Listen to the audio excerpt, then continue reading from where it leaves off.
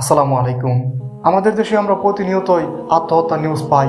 এদেশে এমন একটা দিন নাই যেই দিন কিনা কেউ আত্মহত্যা করে না। নিউজের পাতা খুললেই এরকম আত্মহত্যা নিউজ দেখতে পাওয়া যায়। যেমন আমি যদি 2023 সালের শুধু শিক্ষার্থীদের কথা বলি, তাহলে 2023 সালেই 513 জন শিক্ষার্থী আত্মহত্যা করেছেন। এর বাইরেও কিন্তু অনেক সাধারণ মানুষ আত্মহত্যা করেছেন, এদের মধ্যে নারীর সংখ্যা বেশি। তার উপর যদি বলি, বিশ্ববিদ্যালয়ের শিক্ষার্থীদের একটা বড় অংশ আত্মহত্যা করছে।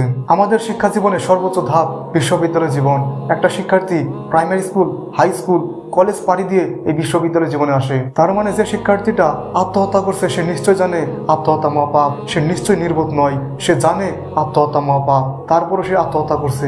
কেন করছে? বিশ্ববিদ্যালয় জীবনে শিক্ষার্থীদের আত্মহত্যা করার বেশ কিছু কারণ আছে, যেমন হতাশা, প্রেম গঠিত কারণ, পারিবারিক কারণ কিংবা আর্থিক কারণ। আবার দেখা যায় এই শিক্ষার্থীরাই মৃত্যুর আগে সর্বশেষ চিঠি লেখে, যে চিঠিতে তারা মা বাবার কাছে বা তার প্রিয়জনের কাছে ক্ষমা চায়। তারা মনে করে তারা তাদের জীবনের চরম সীমায় পৌঁছে গেছে, তাই তাদের এই জীবনটি রাখা ঠিক হবে না। যদিও আমরা বলে থাকি বিশ্ববিদ্যালয়ের শিক্ষার্থীরা নির্বোধ নয়, কিন্তু আসলে তারা নির্বোধ, অবশ্যই নির্বোধ। তারা পৃথিবীর সবচেয়ে বেশি বোকা।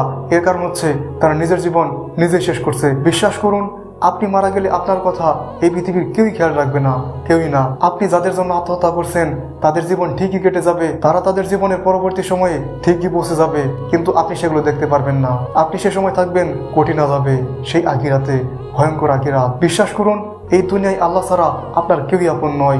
প্রকৃতপক্ষে কেউই আপন নয়, একমাত্র আল্লাহ তাআলাই আপনার আপন। আপনি কিসের হতাশায় আছেন, কিসের ব্যর্থতা নিয়ে আত্মহত্যা করতে চাইছেন?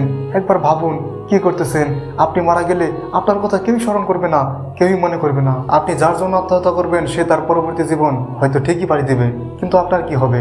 আপনার তো জানাজাও হবে না। আল্লাহ তাআলা সূরা বাকারাতে বলেন, তোমরা তোমাদের জীবন নিজেরা ধ্বংস করো না। রাসূল সাল্লাল্লাহু আলাইহি সাল্লাম বলেছেন, যে ব্যক্তি দুনিয়াতে কোনো বস্তু দ্বারা নিজেকে হত্যা করলো, কিয়ামতের দিন তাকে ওই বস্তু দিয়েই শাস্তি প্রদান করা হবে। আমাদের চাওয়ার শেষ নেই, মৃত্যুর আগ পর্যন্ত আমরা চাইতেই থাকি। প্রত্যেক দিনই আমাদের কোনো না কোনো জিনিস প্রয়োজন পড়ে, আর সেটি যখন আমরা আল্লাহ তাআলার কাছে চাই আর যখন না পাই তখন আমাদের কষ্টই লাগে। এই যে আপনি আল্লাহ তাআলার কাছে চাইলেন, ঠিক তখনই আপনাকে আল্লাহ তাআলা দিল না, তার মানে কি আপনি ব্যর্থ? আল্লাহ কি দিতে জানে না? ব্যাপারটা কি এমন? আপনি বুঝবার হলে এতটুকুতেই বোঝার কথা। আল্লাহ তাআলা সূরা ইনসিরাতে বলেন, নিশ্চয়ই দুঃখের সাথে সুখ রয়েছে।